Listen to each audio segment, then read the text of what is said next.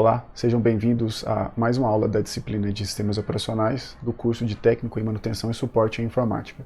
Hoje nós vamos discutir o que são os sistemas em lotes e como que acontece o escalonamento de tarefas em sistemas operacionais.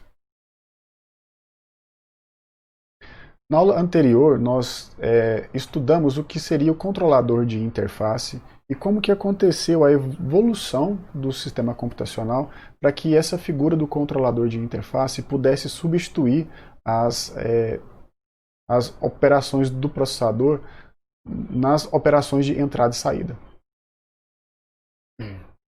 Hoje, nós vamos entender como que era a computação antigamente, onde a gente tinha a figura entre o usuário e tinha a figura do usuário e do operador de um sistema computacional, o que é a multiprogramação e como o escalonamento de tarefas ele é utilizado para poder aumentar o desempenho de um sistema operacional.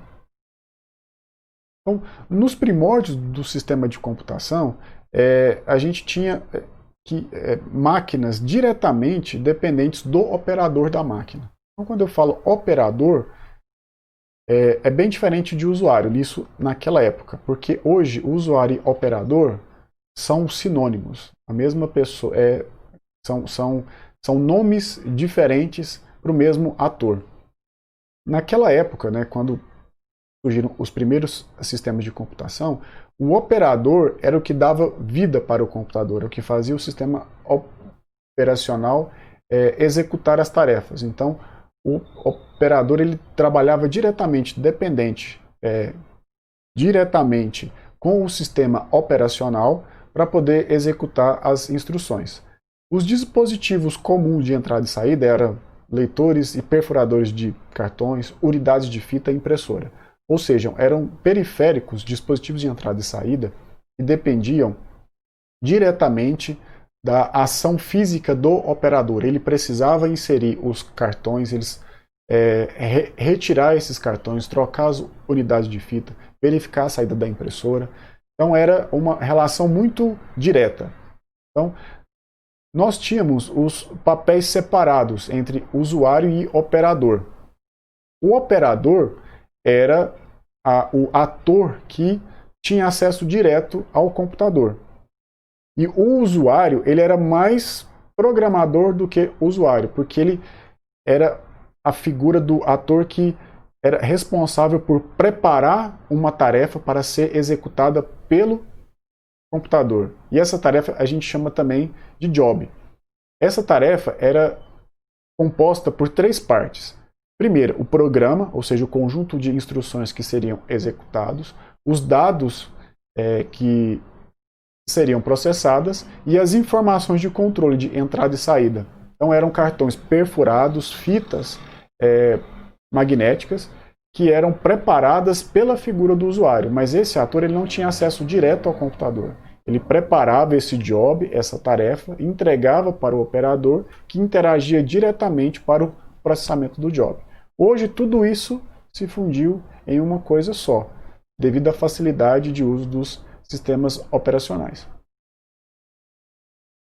Nessa época, os SOs eram bem simples. Eles basicamente transferiam o controle de uma atividade para outra. Por quê?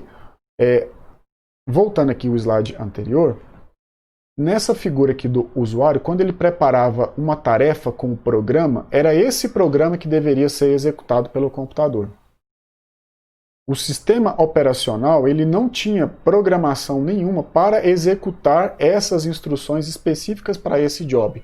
A única coisa que ele fazia era transferir o poder de processamento do computador de uma tarefa para outra, né? É como se a única função do sistema operacional fosse gerenciar as filas. Claro que isso de modo bem simples, né? E esse sistema operacional ele era totalmente residente na memória, ele não tinha uma instalação física, não tinha a figura do HD onde eu instalava o sistema operacional, ligasse o computador e ele fosse carregado para a memória. Ele era carregado na memória através de cartões perfurados. Então eu ligava o computador, colocava os cartões ou as fitas, carregava ele memória principal e começavam os jobs do dia. E eles executavam uma tarefa de cada vez. Para contornar essa limitação de uma tarefa por vez e acelerar o processamento, os operadores eles recebiam os jobs dos usuários e organizavam esses jobs em lotes, que a gente chama de batches. Esses lotes continham tarefas semelhantes, com instruções semelhantes, para que não fosse necessária uma reprogramação do sistema para que as instruções fossem executadas. O processamento em lote, apesar de ser bem antigo, ainda é uma prática atual, mas não em sistemas operacionais. Ele é mais voltado para aplicativos. Por exemplo, um aplicativo de edição de imagem, o Photoshop. Eu tenho um conjunto de imagens que eu quero aplicar o mesmo filtro. Eu não preciso abrir imagem por imagem e aplicando o filtro. Eu consigo fazer um processamento em lote, crio o filtro no Photoshop e indico para ele qual que é o diretório onde as minhas imagens estão, e ele vai executar a mesma instrução, o mesmo processamento de filtro em todas essas imagens. Quando surgiu os primeiros discos, né, que são dispositivos de armazenamento do computador, foi possível manter essas tarefas salvas no disco. Então, a figura do operador, que é aquele ator que sempre levava o programa, os dados e o controle para o sistema operacional, começou a perder força, porque eu já poderia deixar esses jobs salvos diretamente em disco, para que quando uma tarefa terminasse de ser executada, ela pudesse ser carregada automaticamente automaticamente para a memória principal pelo sistema operacional e dando continuidade à execução. Então, nessa época surgiu o conceito de escalonamento de tarefas e depois multiprogramação. Escalonamento de tarefas eu vou falar mais para frente. Mas relembrando, o que o conceito de multiprogramação do sistema operacional traz de benefício para a otimização do uso do processador? Ele garante que a CPU esteja ocupada o tempo todo. Então a gente carrega todos os dados para a memória principal e, como ele é um sistema operacional multiprogramado, ele consegue executar essas aplicações de forma concorrente, alternando, e ele está sempre ocupado. O que dá a sensação de que está executando várias coisas ao mesmo tempo. Mas na prática eu tenho várias tarefas em memória competindo pelos mesmos recursos do processador. Aqui eu tenho um esquema que mostra como que as coisas funcionam, né? Como que o processamento de programas, de tarefas, funcionam em sistemas operacionais multiprogramados. Eu tenho o computador em si, né, que é processador, memória, dispositivos de entrada e saída.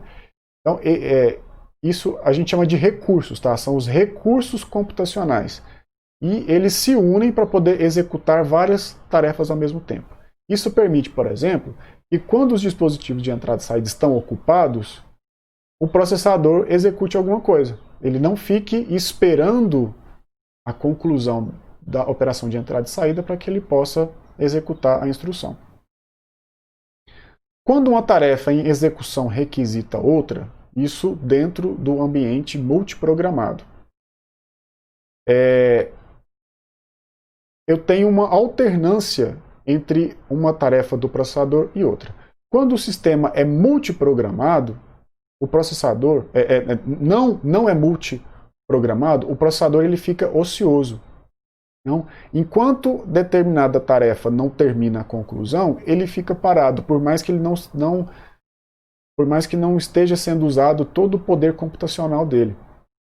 Quando a gente tem um sistema operacional multiprogramado e eu tenho uma tarefa e por algum motivo sofreu uma interrupção ou está esperando a conclusão de outra, o processador ele tira a atenção dessa tarefa, que está esperando a conclusão de outra, e passa para outra tarefa.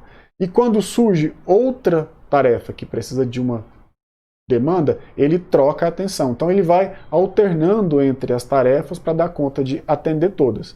As tarefas que, por algum motivo, estão interrompidas ou precisando de um recurso de entrada e saída, ele deixa elas dormindo, até que o recurso fique disponível e essa tarefa dê continuidade, ele vai atender outra. Mas ele fica alternando para poder sempre manter a CPU ocupada. No escalonamento de tarefas, a gente implementa um gerenciamento da ordem de execução de tarefas, que é o que a gente chama de pool de jobs, é como se fosse uma espécie de fila.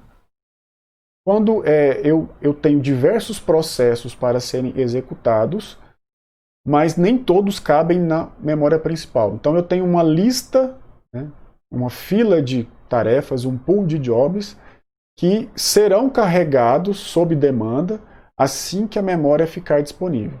Então, nessa espécie de fila é uma lista com todos os processos residentes em disco que aguardam alocação na memória. Ou seja, são programas que estão esperando para serem executados, mas eles ainda estão no HD, estão no disco.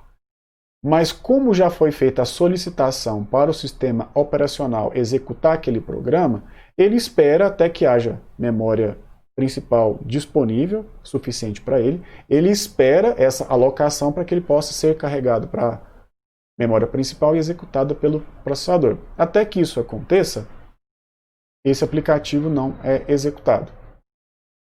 Geralmente, esse pool de jobs ele possui capacidade muito maior do que os jobs alocados na memória principal. É fácil de ver isso porque hoje um computador padrão tem básico, tem entre 4 e 8 GB de memória RAM, de memória principal, enquanto um HD tem em torno aí de 500 GB, de 1 TB. Então ela é muito maior, ela consegue ter